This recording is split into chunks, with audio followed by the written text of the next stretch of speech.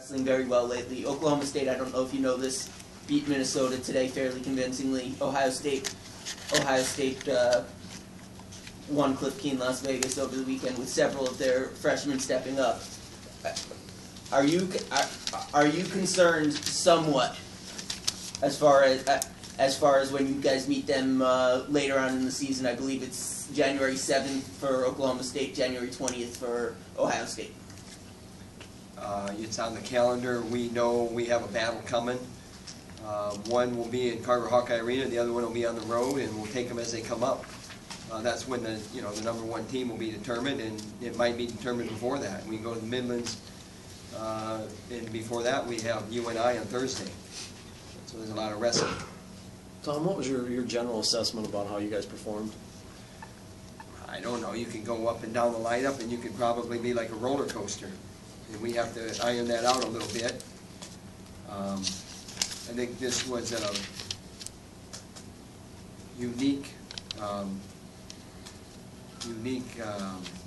very unique dual meet to me.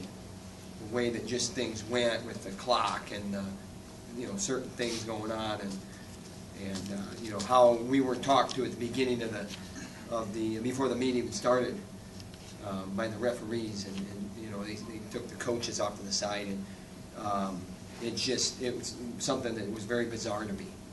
And I won't elaborate, so don't even ask. But there's just a lot of things that got intertwined, and it should be about the wrestling. And I'm not sure it was about the wrestling as much as it should have been.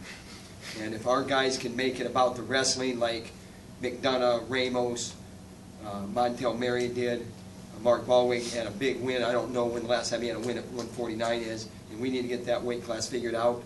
Derek St. John, you got two weights there that one guy comes off the mat with energy, the other guy comes off the mat with no energy, and we got to have energy. And Evans, we can fix that better than 74, and that's what it should be about. And then you look at 84, who knows? Math to me, but hey, it's called, and you don't criticize. But I'm not very good at math, and I'll tell you, it's a goofy deal there. What was the interpretation you were given? You can't approach the table. Can't approach the table. I mean, you're handcuffed. You're sitting on your hands, and it needs to be more about the wrestling. Heavyweight, good job until the very end. So there you got my up and down, or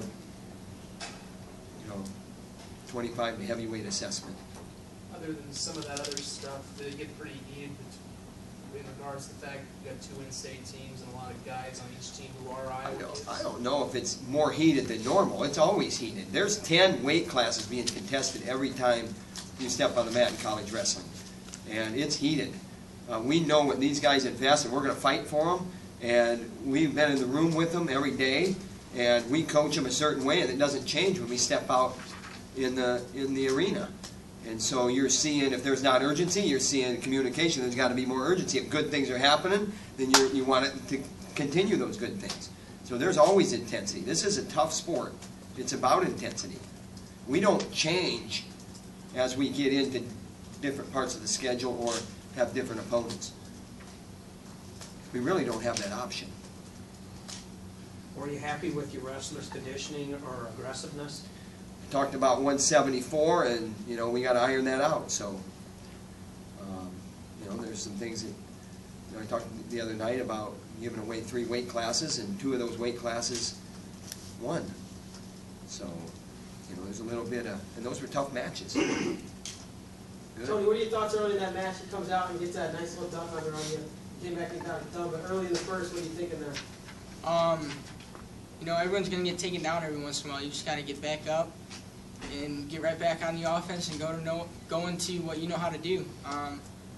I can't let one takedown, even if it was a takedown, a 2 near fall or whatever, I got to get back up and do what I got to do and get back to the lead. Could you talk about how Shane Terrakina competed with you at the 133 match? I don't know, really.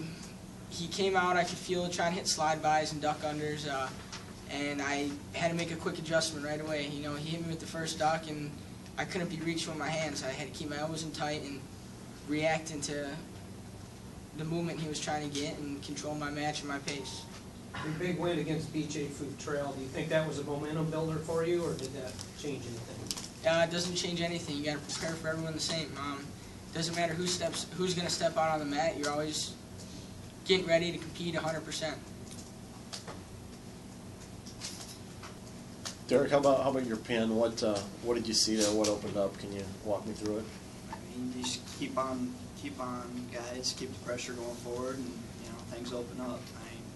I don't think there's a lot of pressure coming from him, but just keep attacking, just go to your things, and things will open up. That's what happened. Being another Iowa wrestler, high school wrestler, had you and Mike Marino ever wrestled before? Yeah, I believe we wrestled my senior year at Urbandale. And how did that bout go between you and him in high school? I'm pretty sure it was a major, 16-8 maybe. Was that you won, or was that? How big was it to get you guys rolling? You got 2 pins early. You built through 5 weights going into the break. 22-0 lead. How big was it to build that momentum early?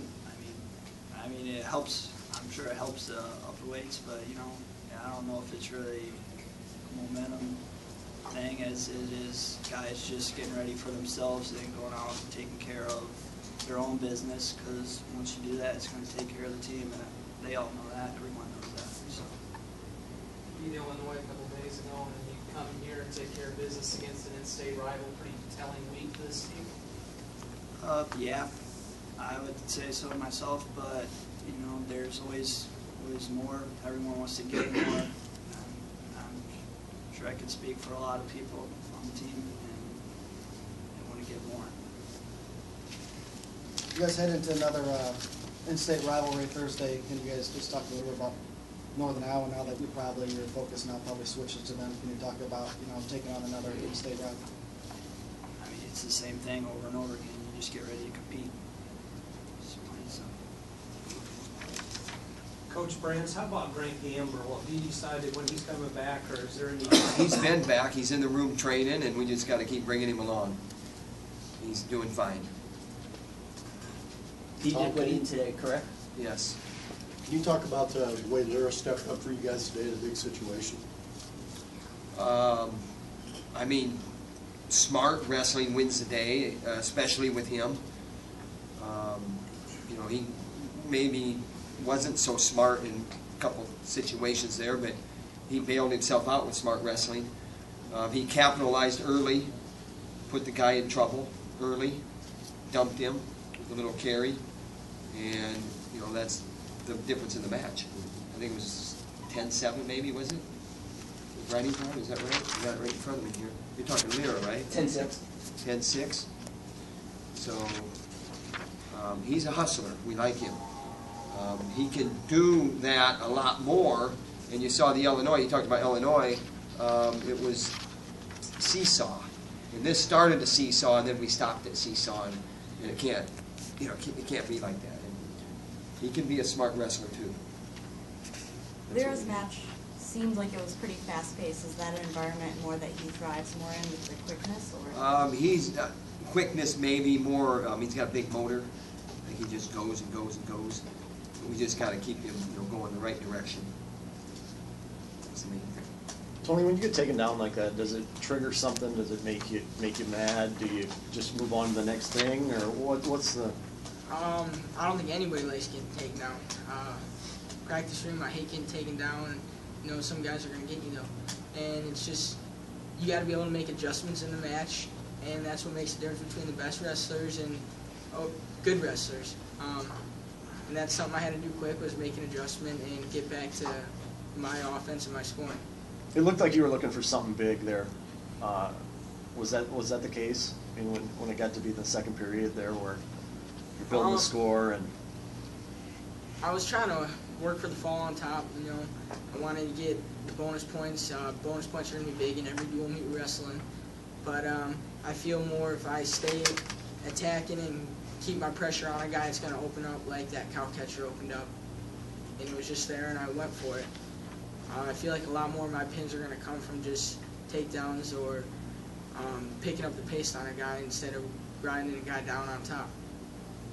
Talk about making adjustments. Are these things like you're consciously thinking of during the match, or is it more of a feel thing? More of a feel thing. I felt the duck come once, and I felt him try to hit it again, and then he went for another slide by, but I was solid in position and ready to attack I think I hit a single off of it. I'm not even sure. Tony, are you the best 133 pounder in the nation right now? I believe I'm the best. You can't go at it any other way. Tom tells us all the time there's tough guys and tough competition, but it doesn't have to be close. And that's the attitude I went out with against when I wrestled BJ and anyone else I'm going to wrestle. Coach, do you think he's the best 133 pounder in the nation? You just asked him. If you go back in time and you look at how he talked when we recruited him, read the Andy Hamilton article. He called out everybody in our room before he even got in. He was calling out Mike Zadig and Metcalf. We love it. Anything else? Mr. St. John's, are you comfortable with your weight? Do you have to cut a lot of weight? Do you feel good where you're at? I'm comfortable. Thank you.